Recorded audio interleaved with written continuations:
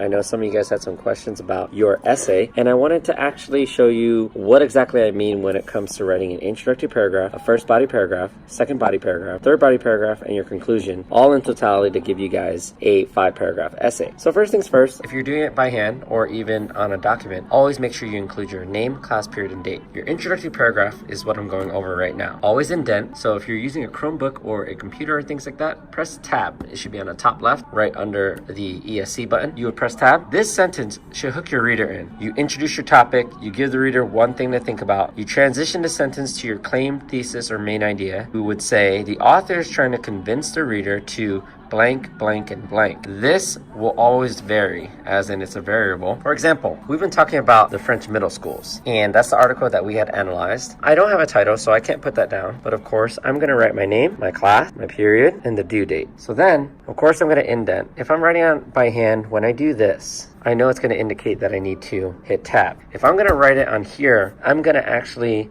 skip every other line for edits, as in just in case you make a mistake or you need to cross something out, it'll be a lot easier for you to edit. So it says this sentence should hook your reader in. You could start off with a fact, or you could start off with a definition. You could start off with a rhetorical question or a broad statement, okay? This is what a fact looks like. A fact would be everyone out. Cell phone is actually a slang. It's actually short for that. You can start with a fact, or you can go with the definition. You can say that according to Merriam-Webster, the definition of distraction is, and then you give me the quote. That's how you start with the definition. Or you can start with a rhetorical question. We're going to call them RQs. And you could say, have you thought of what would happen if the law said students cannot use cellular devices at school?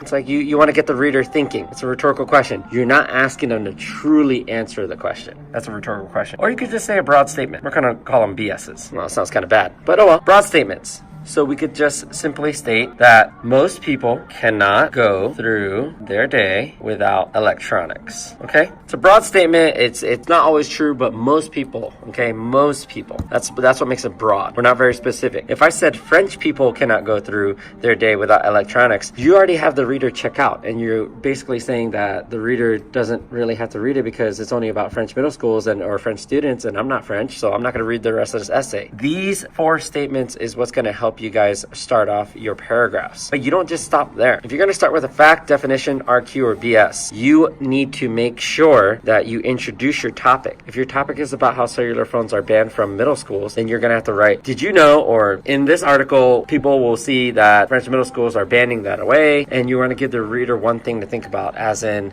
if students were not allowed to have cell phone devices inside middle schools, how would that affect their learning? And then you transition a sentence to your claim, thesis, or main idea. In the article, it talks about the benefits of cellular phones. And then you're going to say the author is trying to convince the reader to don't use your cell phones, or be like the French, or live your life better, okay? I highlighted these here for you to show you exactly how your first body paragraph, your second body paragraph, and your third body paragraph should look like, okay? In your first body paragraph, you should only talk about topic 1. Only talk about topic 1 and give me a quotation, or this is also known as your evidence. Giving evidence is not just enough. Just like in a courtroom, you don't just say, hey, I found a fingerprints, judge. The judge is going to ask you what that means. Okay, you found a fingerprint. So what? So yeah, that's great. You found evidence in your quotation from the article. What else do you need to do? You need to clarify. You need to tell me, what the heck does that mean? So we're going to write, what does this mean? So you're going to say, this quote means that blah, blah, blah, blah, blah. Okay? And then you're going to transition your sentence into your second body paragraph. Whatever your topic number 2 is, only write about topic 2 in your second body paragraph. Okay? Which is also known as your third paragraph, because intro is 1, first is 2, second is 3, third is 4, and then your last concluding paragraph is your 5th body paragraph. You see how this all ties to this